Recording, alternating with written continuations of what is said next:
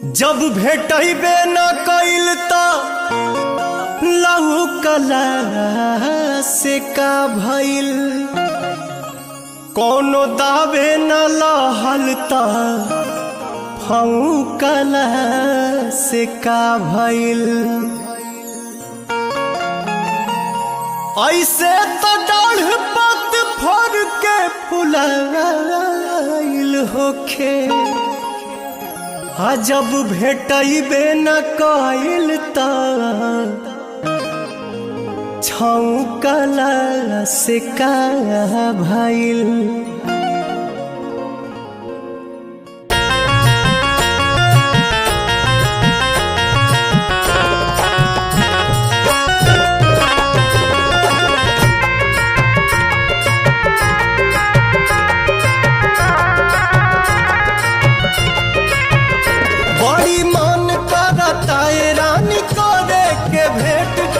College सवेर तोहर करब हम वेट,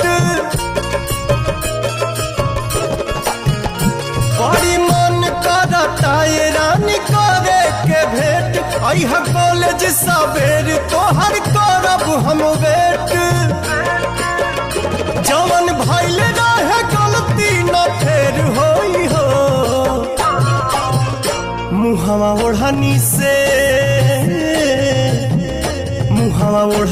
से बांध के नई हो ये जान, न त चिन्हे में देर होई हो। मुहवा ओढ़नी से बांध के नई हो ये जान, न त चिन्हे में देर होई हो।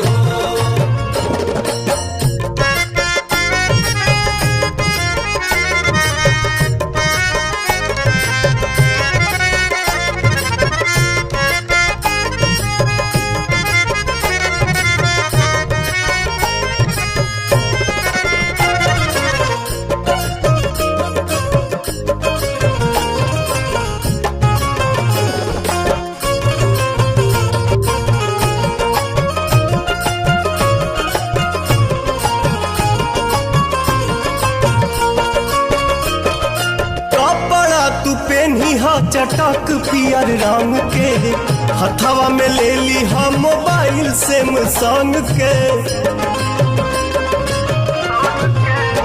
हाँ कपड़ा तू पहनी चटक पियर रंग के हथवा में ले ली हम मोबाइल सैमसंग के। कॉल करी हम फिर बात ढेर होई हो। मुहवा ओढ़नी से बांध के नई हो ये जान, न त चिन्हे में देर होई हो।